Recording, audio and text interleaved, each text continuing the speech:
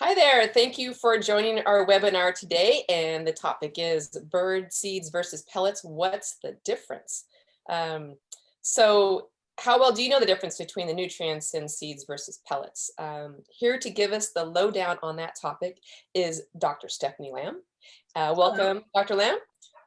Hi, thank you. And just real quick before we take this deep dive, just a couple announcements. One is I'm very happy to say that we are going to do another giveaway today. So one lucky viewer is going to win a 4-pound bag of the newest diet from Lafeber, which is the tropical fruit pellets.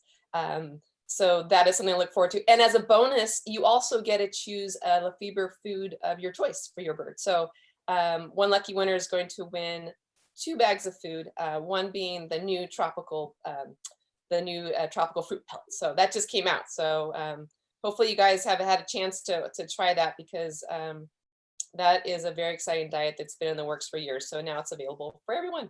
And then also just another thing. So we have just to give you a little bit of a preview, for next week, we got a couple of webinars. We got Ask the Vet with Dr. Tolley, and then a Bird Talk reunion the week after that. So I'll remind you at the end of the webinar, but just to give you, put that in your mind, put it in your calendar. And if you have any questions for today for Dr. Lamb, just a reminder to please use your Q&A button and not the chat feature, because if we can't get to your question today, at least we can email you an answer if you use the Q&A button.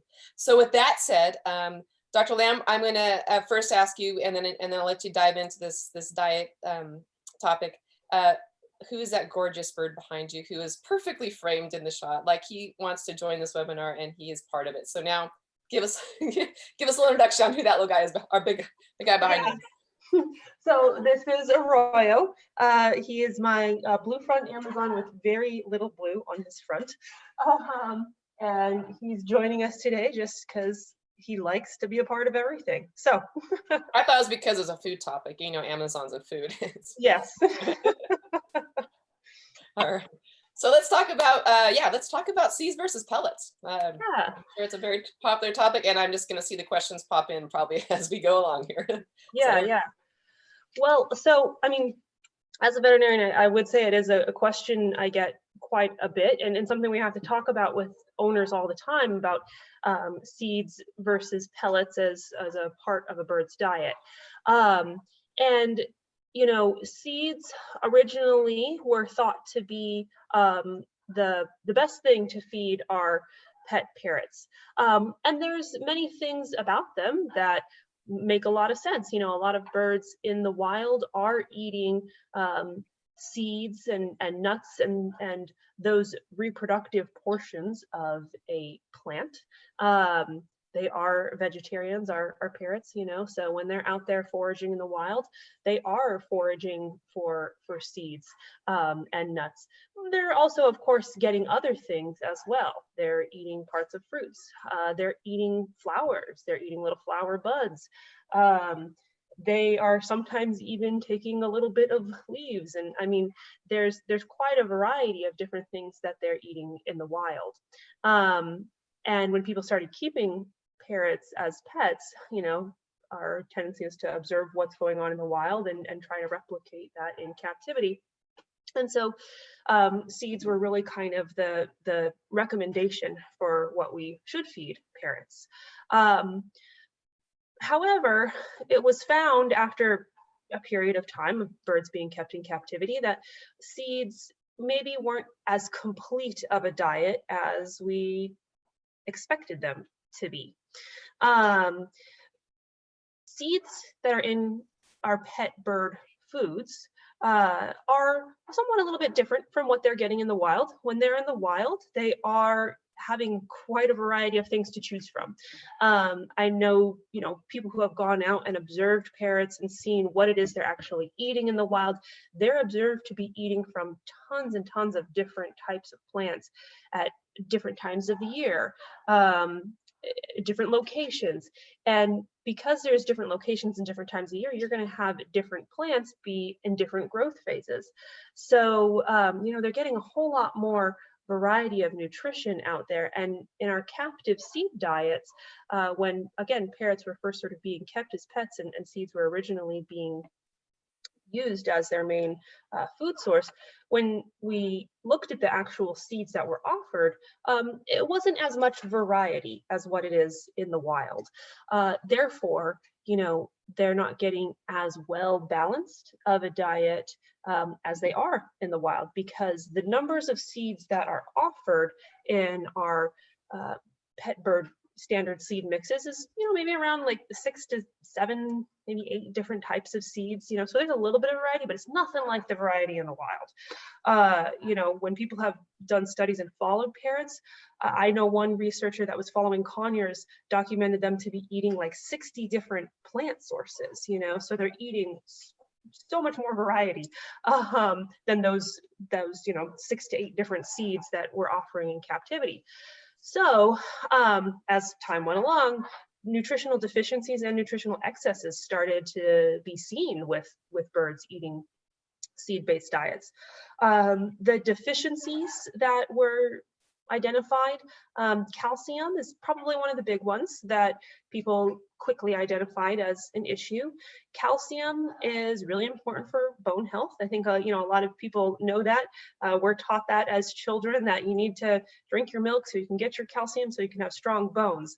Well, birds need their calcium as well, and that calcium is not only important for normal bone health, but it's also important for muscle health, it's important for nervous system health, and it's also, because we're talking about birds, important for reproductive health for birds. And if you're not getting enough calcium in the diet, man, you can have nervous system problems, you can have muscle problems, definitely weak bones, and if you're a female bird and you're laying eggs, you might have some problems with laying eggs because you don't have enough calcium in your diet. Other nutrients that were found to be deficient in just seed-based diets, sodium is one of those nutrients, those micronutrients that is deficient in seed-based diets. Zinc, iron. Zinc's really important for normal skin health when it comes to birds, normal feather health as well. Iron, we know that it's important for our red blood cells, and if you don't have enough iron, you can become anemic. And then also in these very minimal seed diets, it's found that there's certain proteins that are deficient. Lysine and methionine are 2 of the amino acids that make up all the, are a component of the 22 different amino acids that we see to make up proteins. Lysine and methionine are deficient in these seed-based diets. And then when it comes to vitamins, vitamin A is something that is often lacking in seeds, unfortunately. And when birds don't have enough of vitamin A, there's various systems in their body that can be affected by that. Their skin, their reproductive tract, their respiratory tract, kidneys, all can be affected if you don't have enough vitamin A. And then a couple of the B vitamins, folate, cobalamin, vitamin B2.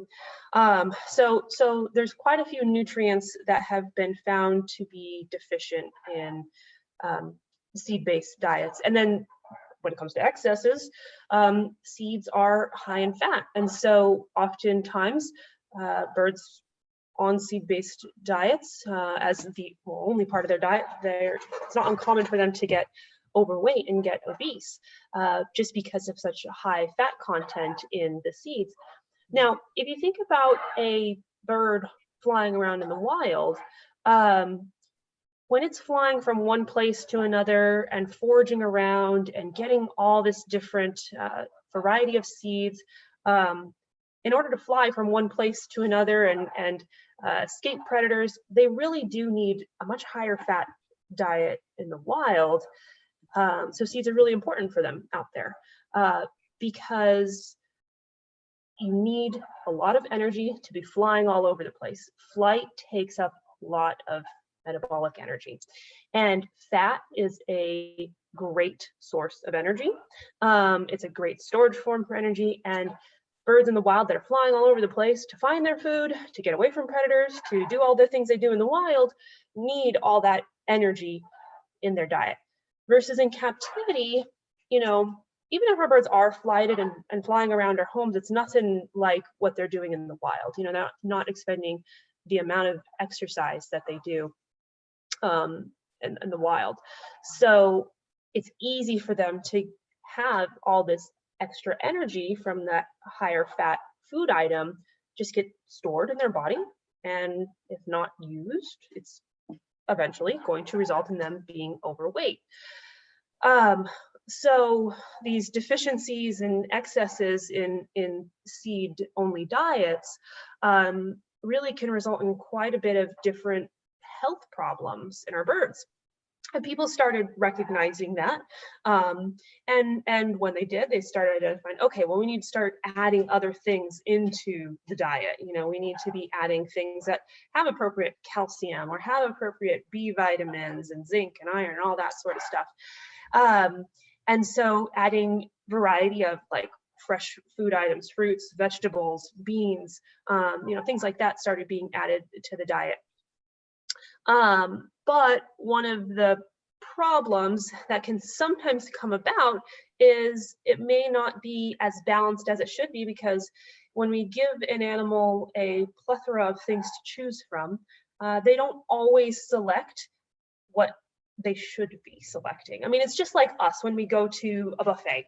You know, when you go to a buffet and you have all the options available to you, you could, you know, everybody could go to the same buffet and one person could eat the healthiest diet, one person could eat, you know, the worst diet, the highest fat things, and another person could eat just a mediocre diet, you know. So when we're given all this selection, we don't always select the appropriate things, and birds are no different from us.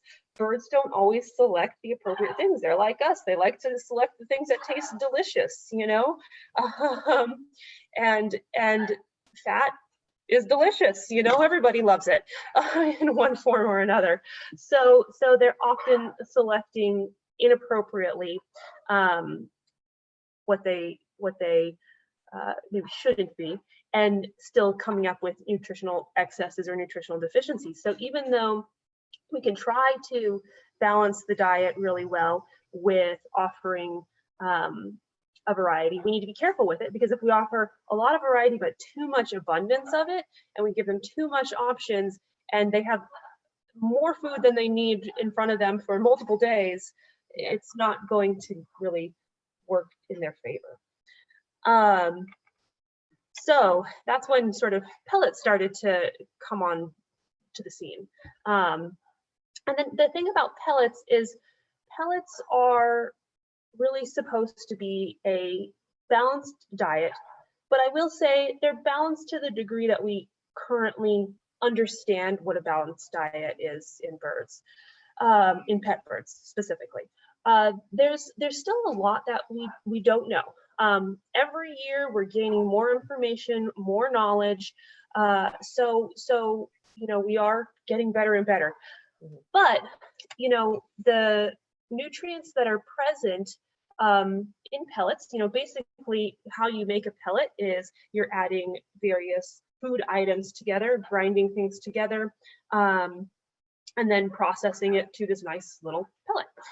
And so it's supposed to make the selection ability be reduced. So now the bird doesn't have the ability to select just the high fat things, select the things that are deficient in vitamin A, the things that are deficient in calcium, and cause them to be unbalanced. Now it's supposed to make it so that, okay, you have this pellet, it is packed full of all the nutrition that they need. But again, I have to say, it's to the level that we currently understand. And what that is based off of is based off of what we know to be appropriate for chickens, because a lot of research has gone into appropriate diets for chickens.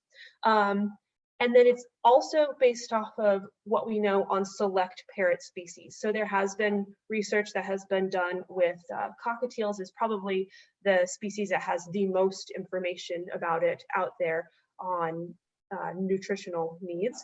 But then a few other parrot species as well, a little bit of information on Amazons, African greys, stuff like that.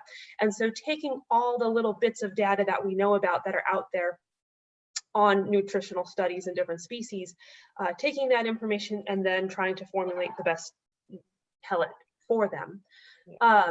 So, you know, they're have definitely helped reduce the selection ability. They've definitely helped to get us more balanced with those things that we know seeds are deficient in, and also make it so that they aren't as high fat as seeds. But there is still definitely room for improvement for them as well as we learn more and more. And, you know, I will say that pellets are a great part of the diet, but I also think it's important to have other things in the diet as well. Sometimes I think people will hear that pellets are the best thing, and think that seeds are just the most horrible thing in the world. And nobody should feed seeds to their parrots, because if they do, they are absolutely going to kill their bird. And that's just not a fact. Seeds are not a bad food. They just have certain things about them that make it so they shouldn't be the only food that the bird gets. They can be a part of the diet, just like, you know, for a person, you know, maybe we know that, for example, I really like bread. And I know that it's an okay part of my diet, but it shouldn't be the only thing that I eat, you know? So same thing for birds, you know? Seeds can be a part of the diet. It shouldn't be the only thing that they eat. Pellets are a good part of the diet.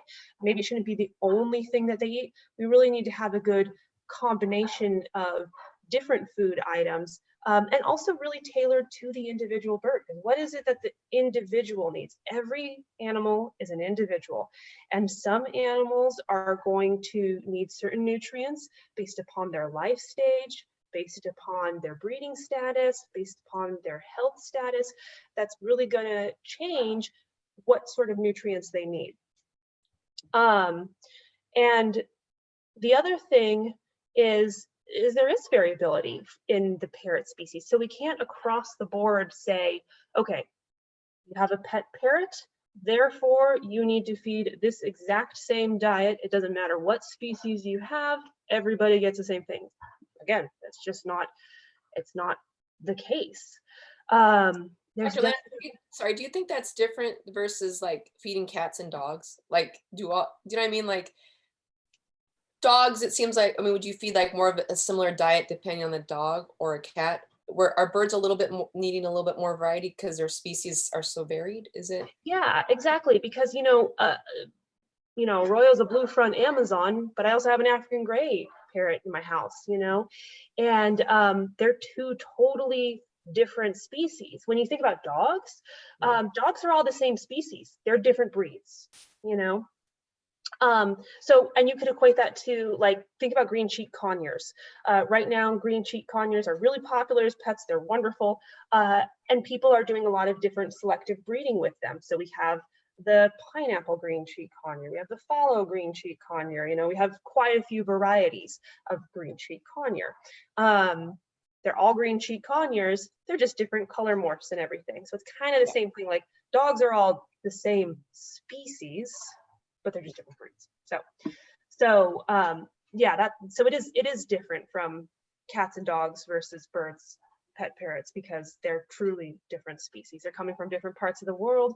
They have evolved to live in different niches, you know, in environmental niches, and be specialized for those areas. So, and I would say one like really big difference that I'm usually talking with people about when I am counseling with them during exams, it's a lot of the small bird species.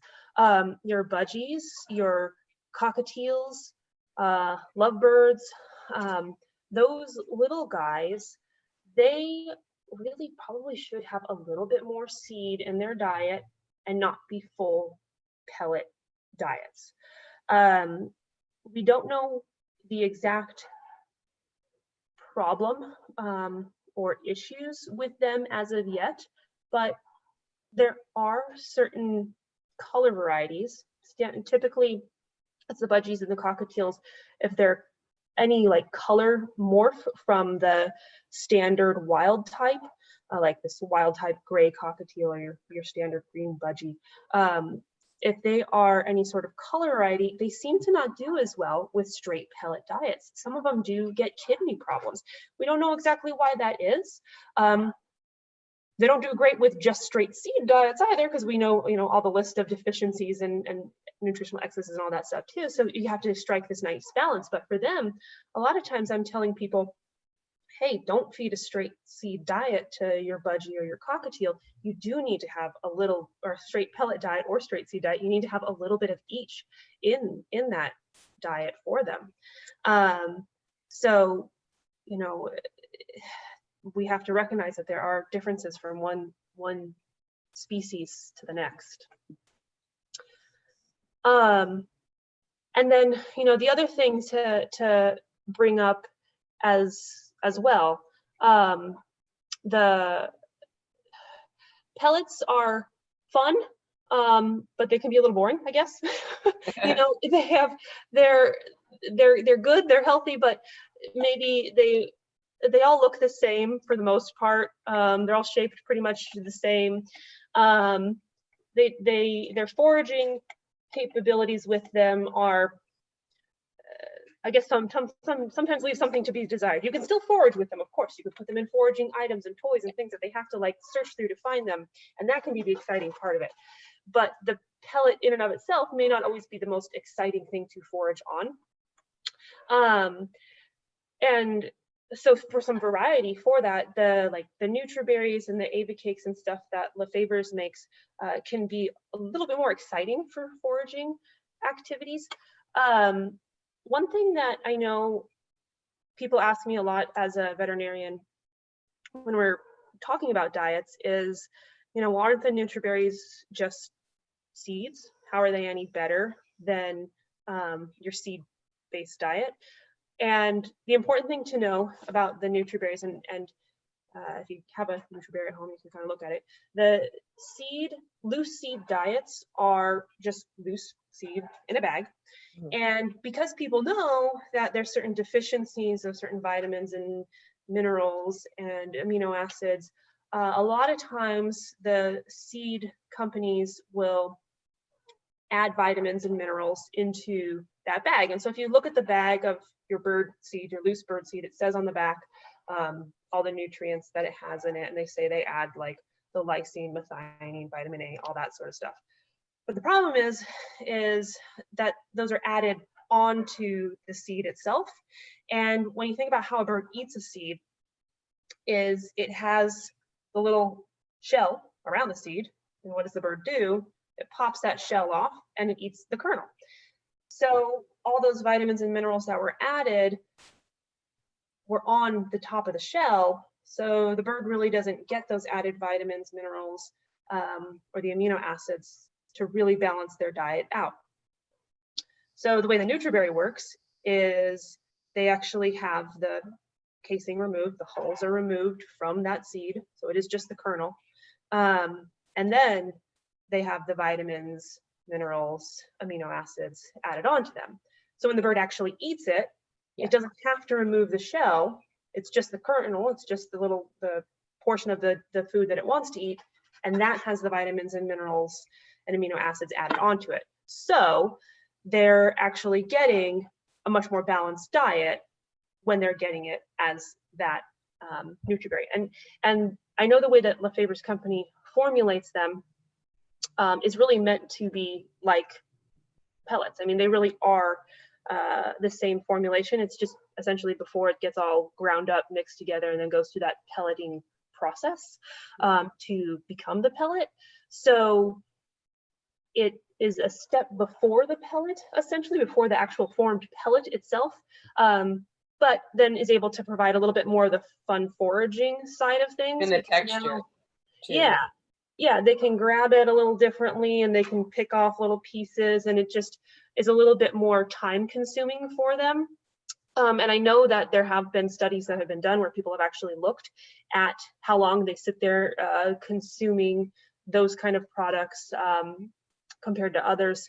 And they do take more time to sit there and interact with them and break them down. So it is just engaging that more natural foraging behavior that we like to see them doing. Just real quick, I know that birds that don't typically, they get hard, it's hard for you to get them to eat like a regular pellet. I know if like in my experience and with people that I've spoken with that Nutri-berries are like a food that birds that maybe not won't take a traditional pellet will eat Nutri-berries like they're the best, like eagerly. So it kind of, sometimes people think of it might be a treat, but it's actually a full diet, right? It's not just, it's got the same balanced nutrition as. Exactly. It has the same nutrition because, again, you have the hull removed, or the shell removed from that seed, and then you just have the kernel itself, and then that has the vitamins and minerals added to it. So it essentially is the same thing as a pellet. It's just before it goes through the pelleting process. It's just before it's ground up. So it really provides the same nutrition. So as long as the bird's eating the whole thing, that is the thing that you also have to keep in mind. You need to make sure, no matter what diet you're feeding your bird, that you don't overfeed them.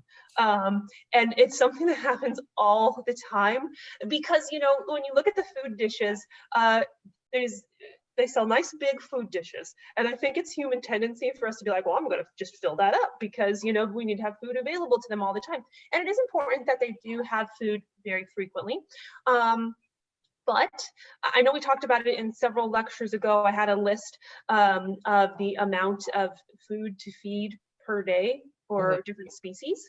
And, it's actually not as much as people often think it is. So for example, with Arroyo here, really he gets like 2.5 tablespoons of food a day, and that's it, but when you actually measure out 2.5 tablespoons, it doesn't look like a lot at all. And when you put it in that food dish, it looks like you're trying to starve your bird. But I promise you're not.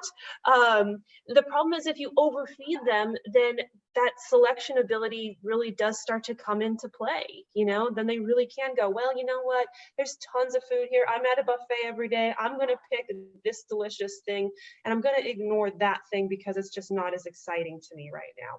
So if you do overfeed them, no matter what diet you're doing, it's going to potentially be a problem. So back to the Nutri-berries is, if you're feeding them the appropriate amount of Nutri-berries per day, then it does make it so that you're balancing them appropriately. If you're read the back of the package, right, for the serving size for your bird, right? Because it's species specific on the. Exactly. Yeah, it's an easy thing to look at. It's on the back of most, different food companies have the appropriate amounts that are on there. It's easy to find. But yeah, feed the appropriate amount daily. Don't overdo it. And maybe like if you're going to feed seed, to have a measuring tool, because with seed, I think the tendency is to just, pour it into the bowl until you see it's half full or full all the way. It's kind of, use the teaspoons and stuff that you have in your kitchen or it comes with the package, right? Exactly. I always recommend people get measuring spoons. Use a measuring spoon to actually measure out what you are giving, because a lot of times we overdo it. And not to make anybody feel bad, I mean, everybody overdoes it, everybody. And so have you ever had cereal and you have you look and you're like, oh my gosh, I just had the equivalent of 5 bowls of cereal. Yeah, exactly. We all do it with ourselves. It's so easy to overdo it. And again, it kind of comes back to that food dish size. Those food dishes are so big, and they really do not need to have them filled up to the levels that we like to fill them up to. Good point. So I had a question, if you don't mind. So I'm wondering about birds that are really specific, diets, like a lory, right? They have got the specialized tongue for nectar. So how about how would they factor into this? Is there any special considerations, say, for a species like that? They have very specialized diets. And man, owners of lories, they're a dedicated group, because they're much more, they're completely different, honestly, than all of our other parrots. So, I mean, yes, they can get a little bit of pellets, but it should not be the major component of their diet. It really is not meant to, but are not meant to be the major component of their diet. Because again, they're feeding on nectar. They have such a specialized diet. Their GI tract is a little bit different. We think that they have a slightly different need for vitamin A compared to other species. So it's interesting. So they might have a little bit more of a problem with excess vitamin A, potentially running into issues with excess vitamin A. And then you look at the other end of the spectrum, like the Eclectus parrot, which is also pretty unique compared to a lot of parrots, who we think that they need a little bit more vitamin A. You know, so both of them are parrots. They're both in the same parrot family, but they have really different specialized diets, you know. So I think, you know, again, for these two different species, the Eclectus, the Lori, pellets can be a part of it, but it should not be the main thing that they are eating. Lories have their very specialized diet where they do need to be getting some nectar, but they also shouldn't be getting all nectar, because you also see problems if they get too much nectar and associated with captivity, different from the wild, because we also have to take into account the fact that captivity and wild are different things. There is so much more that is asked of them in the wild than in captivity. Because they are having to search for their food, they're having to get away from predators, they are focused on reproducing every year and raising a family, finding mates. In captivity, they don't have to do any of that, you know. Even when we allow them to do those things, it's not like what it is in the wild. And so it's just a whole different thing. It's like an Olympic athlete has, you know, a need of like 10,000 calories a day because they're doing all that working out, and, you know, but at home we don't need to be eating 10,000 calories a day. Exactly. If we ate 10,000 calories a day in our homes, I mean, it would be a problem, you know. And something else I want to say is that I think is an issue that people don't realize a lot, is when it comes to nutritional deficiencies or nutritional excesses, it takes time before you start to see problems, before the problems actually manifest. And so, hey, if I ate 10,000 calories today, I'd probably be okay. I mean, I might feel a little sick tomorrow, but I'd probably be fine. But if I did it every day, I'm going to run into a problem eventually. And so, like I tell a lot of owners, you know, if you're only feeding seeds and they're not getting anything else in their diet, and it's kind of like a kid eating pizza. Like a kid can eat pizza for, you know, lunch and dinner for maybe until their 20s, but, you know, late 20s, early 30s, it's going to catch up to you and you're going to start to have problems. Same thing's going to happen. Birds, for the first several years of their life, you're not going to necessarily see any nutritional deficiencies. It's going to take time. You know, years down the road, that's when it hits and it's going to be a real problem. And it does vary from species to species, because our smaller birds that tend to live shorter lives, you're going to see nutritional problems manifest earlier than like Amazons, for example. A lot of times I don't see nutritional problems really manifest in Amazons until they're in their 20s or 30s, but they live really long lives, you know, they live till they're like 80s. So they're kind of like people, that they can do well for a while and then eventually it catches up to you. That is an excellent point. I mean, that's something that we should all keep in mind, that it's you got to think long-term health. That's a great point. Thank you. Wow, we do have a lot of questions. Okay, yeah. Do we have any more to, I mean, because this is all so important to know. So.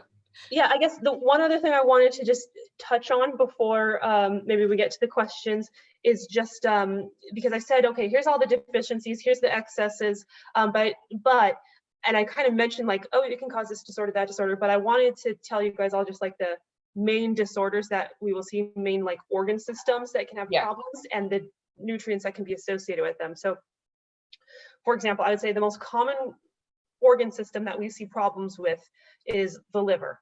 Associated with nutritional problems. Again, it goes back to the high fat that can be present in seeds, the low levels of lysine and methionine, and the one of the B vitamins, choline. All those nutrients being off, we oftentimes will see liver problems. And fatty liver syndrome is a very common liver disorder that we will see. Other organ that we will see problems with is the respiratory tract. Again, seeds are very deficient in vitamin A. And so vitamin A is really important for lining cells that are around secretory organs. So like organs that secrete and have like glandular tissue, that sort of stuff. So in the nasal passages and the airways, there are glands that secrete mucus and stuff and help you with like clearing respiratory secretions and everything and getting debris and gunk out of the way. And if you have vitamin A deficiencies, it's really common to see upper airway problems. And then they get secondary infections because it creates this nice environment for nasty stuff to hold on to and grow. Other system that we see problems with is the nervous system. Calcium deficiencies, alterations of the calcium phosphorus ratio, magnesium problems, all of those can result in nervous system dysfunction, and that's going to be manifested as signs of like weakness or up to seizure activity, wobbliness when we're walking around, but seizure activity is kind of the big scary thing that can sometimes happen. Skin disorders, so our integumentary system, that can be associated with low vitamin A, high fat, low levels of zinc. All those nutrients could result in skin problems. And then also the reproductive system. If you don't have enough calcium, you may not be able to have normal egg shells if you're a female bird. And also you may not have appropriate contractions of the uterus to pass an egg out so they can become egg bound. Vitamin A deficiencies also result in reproductive problems because again, vitamin A is important for cells that line organs that secrete mucus and things like that. And part of passing an egg down the oviduct, it does involve appropriate secretions of fluids and things. And so you can see reproductive problems associated with vitamin A deficiencies. Low phosphorus, low sodium in the diet can also cause reproductive problems, all of which can be associated with seed-based diets. And then lastly is the cardiovascular system. Our heart, you know, it's something that we're still learning quite a bit about, but in our parrots, we are seeing disease atherosclerosis, which is a hardening of the arteries, and we're seeing it more and more. And that's something that typically happens in older birds. So it goes back to, hey, you're going to do okay when you're younger, but when you're older, it might not be, you know, we might run into some health problems earlier in life than you should. And high fat is at least linked to cardiovascular diseases. As we learn more about that particular disease, we'll, you know, be able to say that with a little bit more confidence, but certainly there are links between high fat and the development of certain cardiovascular disorders. So I want to throw that out there. There you go. No, that's good to know. Oh my goodness.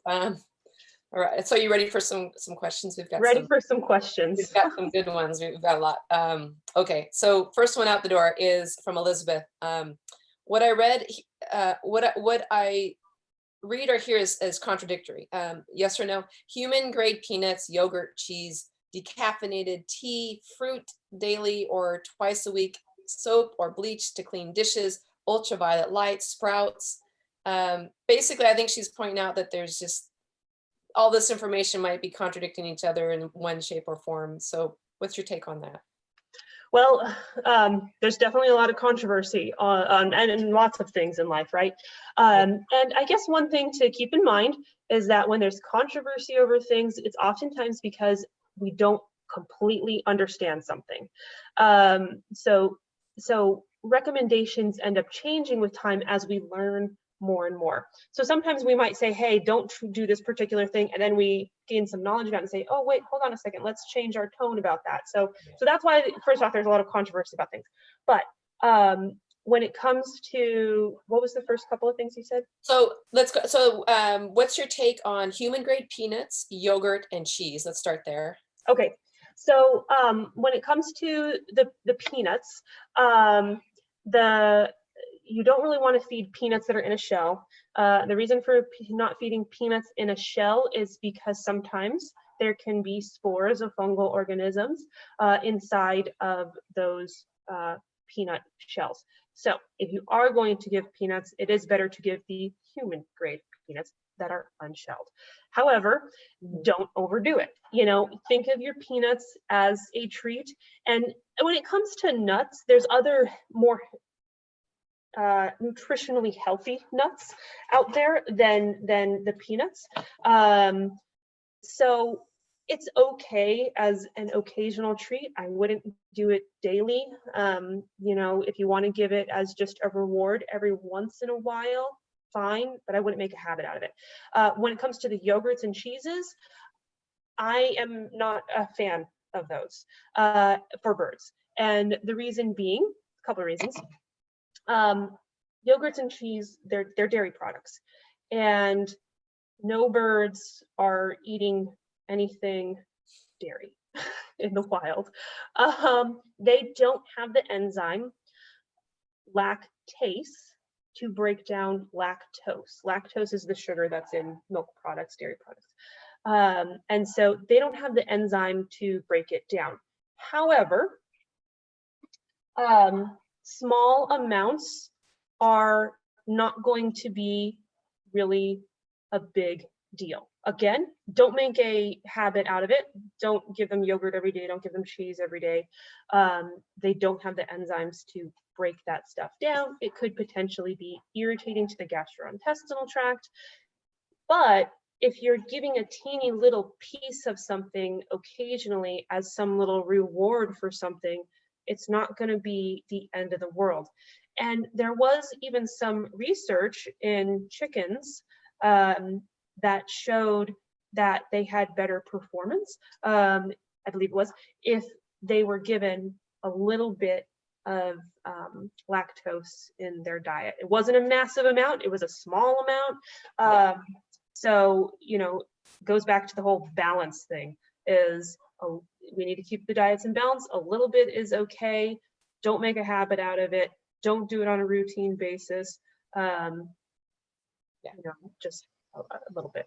So the other part of the question asks about fruit.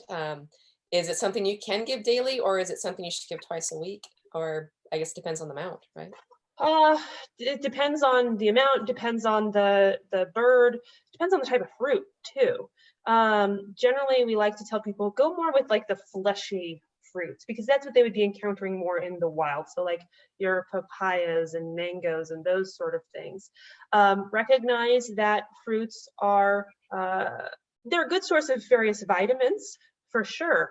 But like the main nutrient that's in there is going to be carbohydrates. Carbohydrates are easily digestible, good energy source. But if you're not using the energy from those carbohydrates, then the body, you know, may convert that into fat and lead to issues with being overweight. So a little bit is going to be dependent, of course, on the size of your bird. So for example, an Amazon, when I'm talking about a little bit of fruit, if I want to give a little bit of fruit on a daily basis, you know, probably no more than a teaspoon, just a small amount, just a proportion of that diet. You know, I wouldn't give him the whole mango, you know, to eat in a day. I like blueberries because they're so little. I mean, you could just give them a blueberry. Yeah. Like yeah.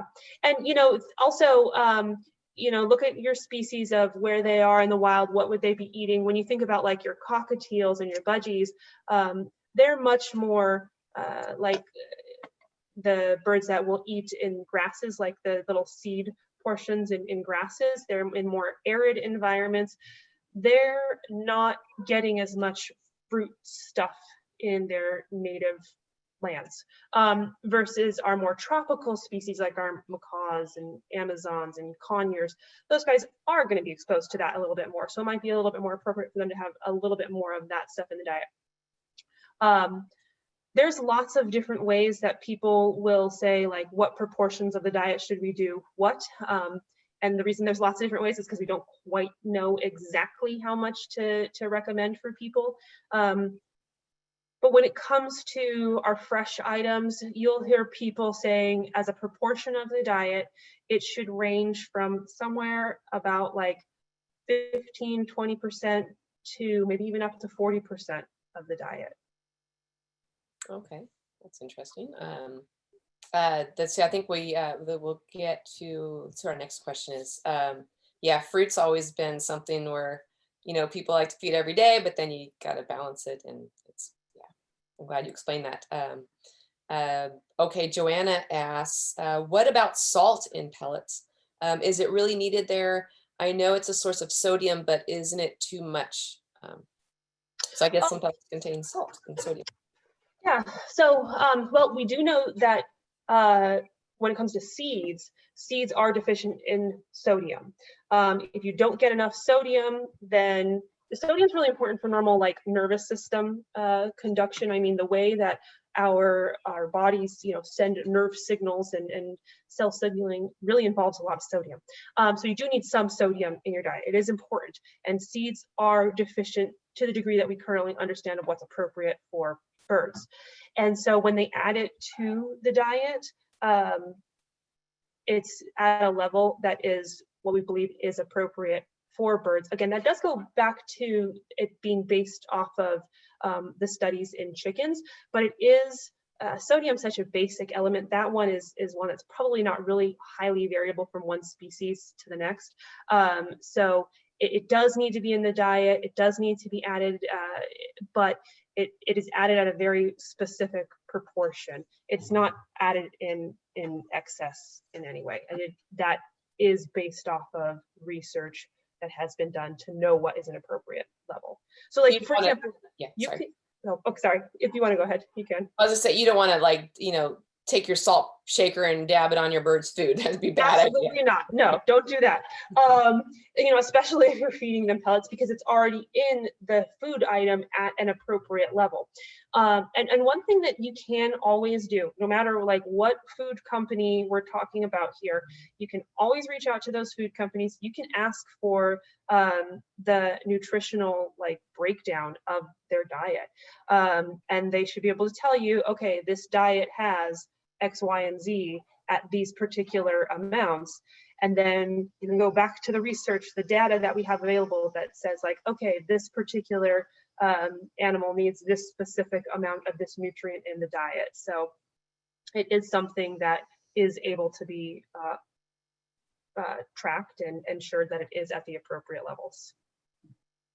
Okay, and let's see, Eileen wanted to know what you would recommend as a vitamin supplement. And she also wanted to point out that she has a couple of birds that the vet said were vitamin A deficient, and she gives them red palm oil, but should I give them something else? And by the way, the birds, an African gray and a conure. So she has an African gray and conure, and she wanted to know what vitamin supplement you would recommend. Okay.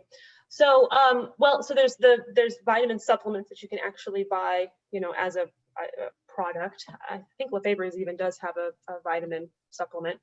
But then as far as if we're specifically talking about just vitamin A in particular, and it being in palm oil, yes, palm oil is a good source of vitamin A, but other sources of vitamin A, because there's vitamin A in many different things. Good sources of vitamin A that I will often tell people about are sweet potato is a great source of vitamin A. Kale, bell peppers, everybody knows about carrots. Those are all really good sources of vitamin A. Squash of various kinds has great vitamin A in it. And you can provide those to your bird as a natural source of vitamin A for them. If they're eating pellets, then there's vitamin A added to those pellets as well. But good, natural sources, sweet potatoes, squash, kale, carrots, bell peppers, all of those are good sources of vitamin A that you can supplement as a part of their diet. Doing it a few times a week is healthy. But palm oil does provide some vitamin A as well. Palm oil also is high in omega-3 fatty acids, but there are other products that are higher in omega-3 fatty acids than palm oil is. So, when we're looking at our different nutrients, it all or our different food items, all just depends on sort of what our goal is, what nutrient are we looking for inside of it, to how much of it should we actually offer to the individual. Okay, and a question from Tazo asks, what about feeding parrots or budgies legumes like beans? That's a good question. They're healthy for humans and they have lots of soluble fiber, and they attach to fatty acid toxins in the liver bile. Does this apply to birds?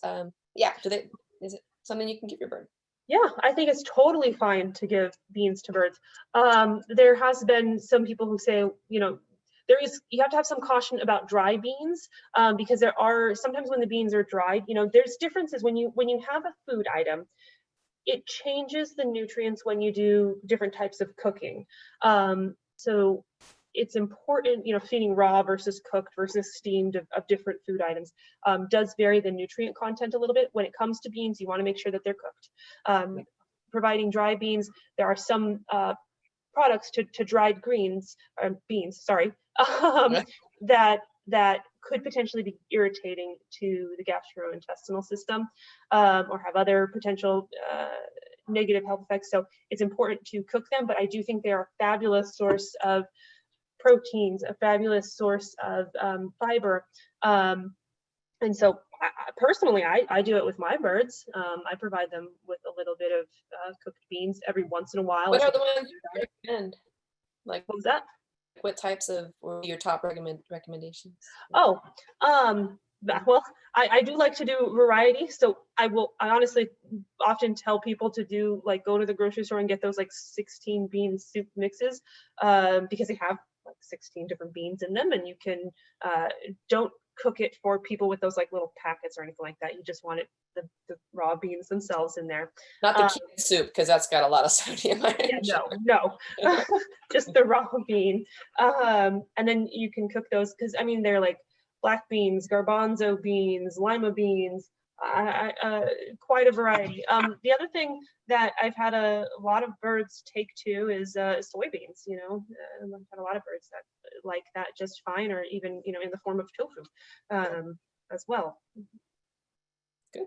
And then Joanna asks, what does it mean in pellets? Let me see if I'm going to say this correctly. In the minimum of fat in pellets. What does that mean? For example, it has fat minimum of 4%. Does that mean that it can be 10% or 15%? Why isn't it given the maximum amount? She was thinking that giving the maximum amount of information is more important for fat. Oh, okay.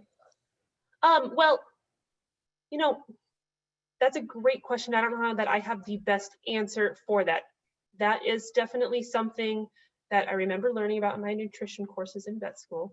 And it is definitely an industry standard thing of why we report things on minimum versus maximum on guaranteed analysis. But what I do remember is that the difference between the minimum and the maximum really isn't that substantially different. So even though they're reporting it as 4% minimum, if I remember correctly, it has to do with the fact that it's easier to report that, and it can have slight variation. You don't want it less.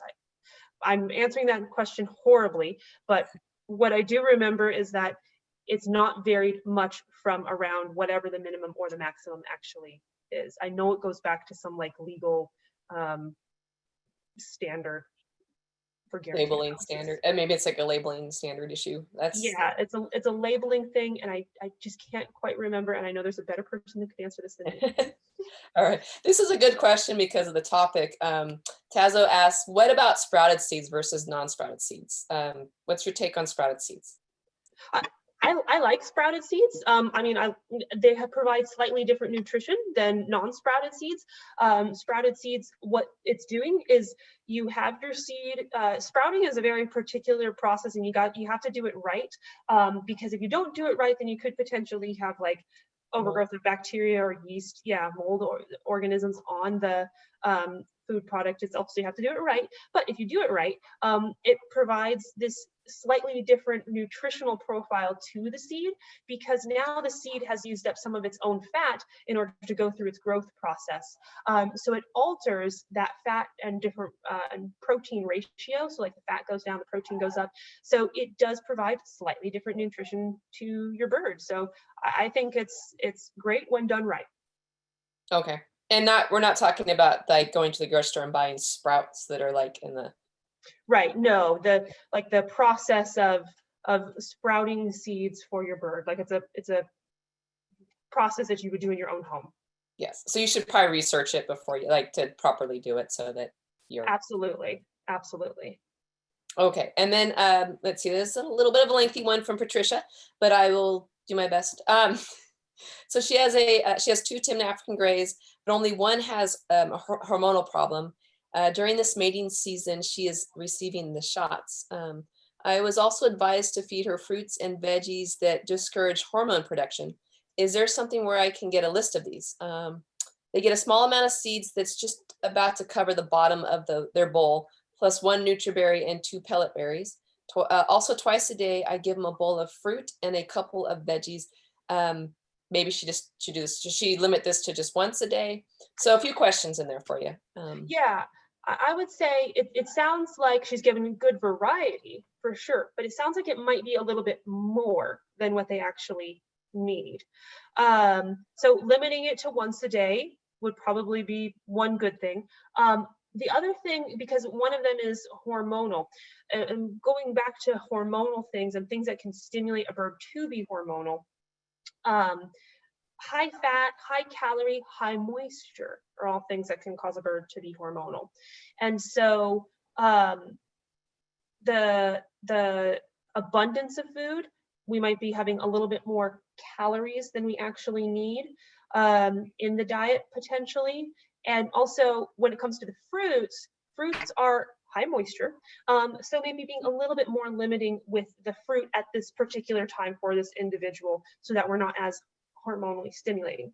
Interesting thing with African Greys that I've learned over the years is that they do seem to be a little bit more able to induce to be hormonal with high moisture food items compared to some other species. So where one species may be like a fruit might not make them too hormonal, or some high moisture food item might not make them too hormonal, African Greys do seem to be a little bit more able to be hormonally induced by high moisture food items. So the fruit might be a little too much. So maybe then focus more on the veggie side of things. So yeah. So then Catherine has an interesting question. What about if you dry the food yourself and just don't add the bad stuff? So she has her own dehydrator. What do you think about dehydrated food? Like, how does that work? Well, I don't think that's a problem to do that yourself. I guess the one thing that I would caution with the dehydrator, just depends on what exactly it is you're dehydrating. But remember that, say, when you're dehydrating something, you're taking all the moisture out of it. When you're taking all that moisture out of something, it makes it into this more shrunken little thing. Think about the difference between a grape and a raisin. They're the same food, but that grape probably weighs quite a bit more than that raisin does, right? Because we've taken all the moisture out of it. So we might have a tendency to feed more of the raisins than the grapes because they seem to be less. There's smaller volume to them. So just make sure that you're not overdoing it with those dehydrated things, because it is easier to feed a little bit more of dehydrated things than things that are moist, because you've taken the hydration, the water out of them, but you haven't taken anything else out of it, right? You still have all the carbohydrates. And so if you feed your bird 5 grams of raisins versus 5 grams of grape, your raisins are going to have a whole lot more sugar in that 5 grams, because they're 5 grams of sugar, versus your 5 gram grape is a whole bunch of water. Maybe it only truly has like 1 gram of sugar in it, you know? So that would be the only thing I would caution about with dehydrated foods. But otherwise, I don't have anything else to say negative about dehydrated foods. I think they're a way to provide a different nutrition in a maybe less spoiling sort of way. It's not going to spoil as quickly. Yeah, and maybe like more like texture for the bird. Yeah, something different, you know? Again, going back to that whole foraging thing and making them have variety to life. Yes. So then Farah asks for a green cheek conure and a pineapple conure. We were talking about the conure varieties earlier. Do we give seeds and pellets? What about fruit? Do we give them every day? So another question about fruit, being if you offer it every day, and then what do we recommend? What's a great diet for a conure? So for a conure, probably anywhere from 60 to 75% of the diet as pellets would be good. And then let's say we went with like the 60 side of that range there as our pellet base.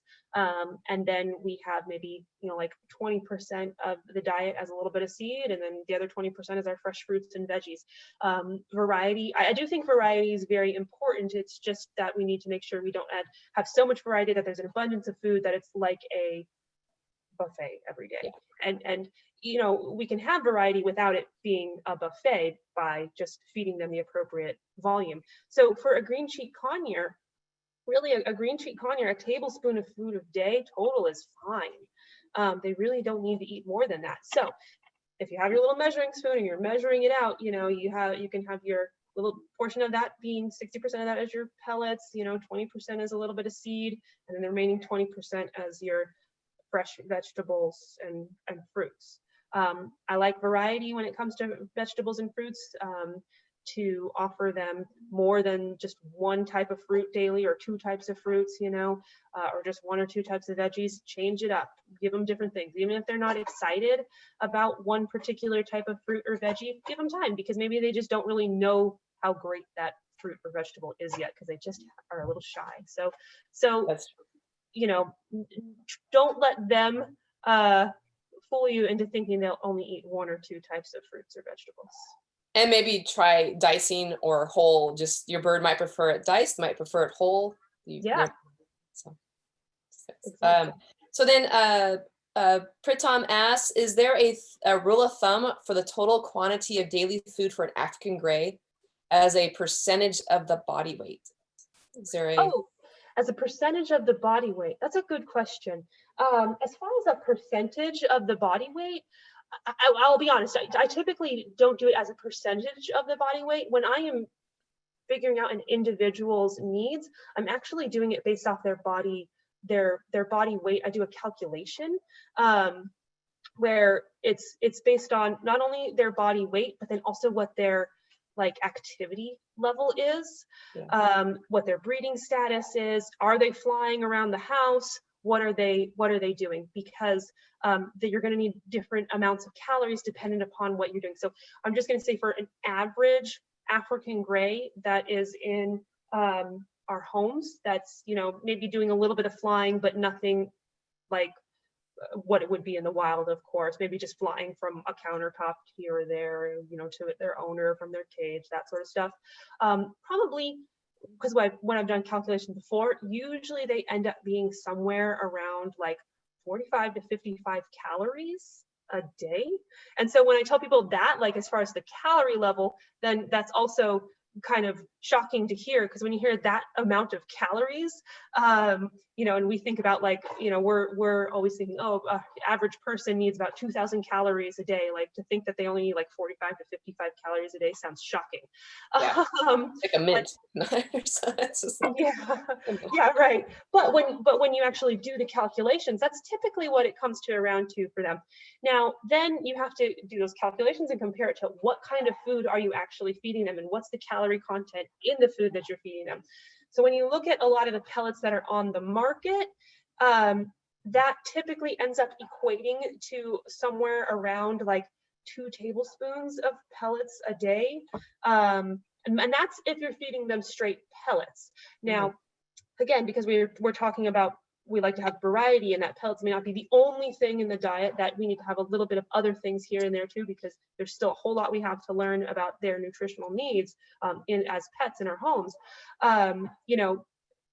You might need to back off a little bit on those pellets, and maybe they get a tiny little bit of seed in there, a little bit of fresh fruits and vegetables. And you can also change it up where maybe this day they get a little bit of seed, and maybe the next day they get a little bit of fruit, and the next day they get a little bit of veggie. And so it doesn't have to be the exact same ratios every single day, because that might get boring over time as well. So maybe if today, imagine everybody likes Friday as pizza day, right? Friday is pizza night. Well, if we had pizza every night, eventually you're going to get sick of the pizza, So if we maybe make it so that, Friday night for the bird is a little bit of seed night, yay. And then, Monday is you get your veggies, you can do it like that too, to kind of balance things out over time. Oh, that's a great idea. I like the idea of having your special food night with your bird. A little date night. So look, so now I gotta announce our winner.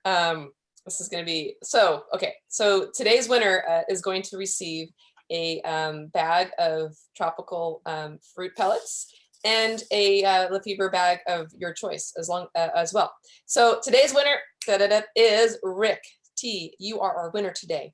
And the Lafeber office will be contacting you on Monday for your information to send that out to you. So congratulations, Rick. Thanks for participating in today's webinar. That's why, you know, if you guys log in and stay on, we give away nice things. That's really, some birds gonna be happy trying those foods out. And I think that's all we have time today for questions. We had some really good ones. So just to, I mean, we could talk about diet all day, right? It's an important part of your bird's health. So thank you for taking us down that deep dive of pellets versus seeds and everything in between, Dr. Lamb. Appreciate that. And actually, so we'll have another great topic with you shortly. It's coming up soon in the month, I think November or December. We'll have you back on working on a great topic to cover for that one. In the meantime, next week we've got next Friday, October 30th, we've got Dr. Tom Tolley back on with Ask the Vet. And then the week after that, November 6th, I believe, we're having I'm going to have a Bird Talk reunion with Melissa Kaufman and a couple, maybe another special guest or two. Melissa was the editor of Bird Talk when I started there. So we're going to go down some memory lane. I'm really looking forward to that. And leading up to that, we are going to invite people to send in photos of your bird, kind of similar to what we had in the back of the magazine, which was the Watch the Birdie section. So with that being said, send your photos to customer service@lafeber.com and make sure you put Watch the Birdie in the subject line so that we know that's where that is going. We're done with another great Friday webinar. Dr. Lamb, thank you so much for joining us again. And your little guy in the background, he's just chilling. He's ready for the weekend. Yeah. And my gray was walking around all around me. She was the silent observer that was with us today. I was so hoping that she would be climbing up you and then making a sudden appearance on your shoulder, but that's maybe next time. So, yeah. All right. Well, everyone, thank you for joining us, and we'll hope to see you back next Friday. And in the meantime, everyone have a very safe weekend, and all the best to you and your flock. Bye. Bye. Bye, Dr. Lamb. Thank you. Bye.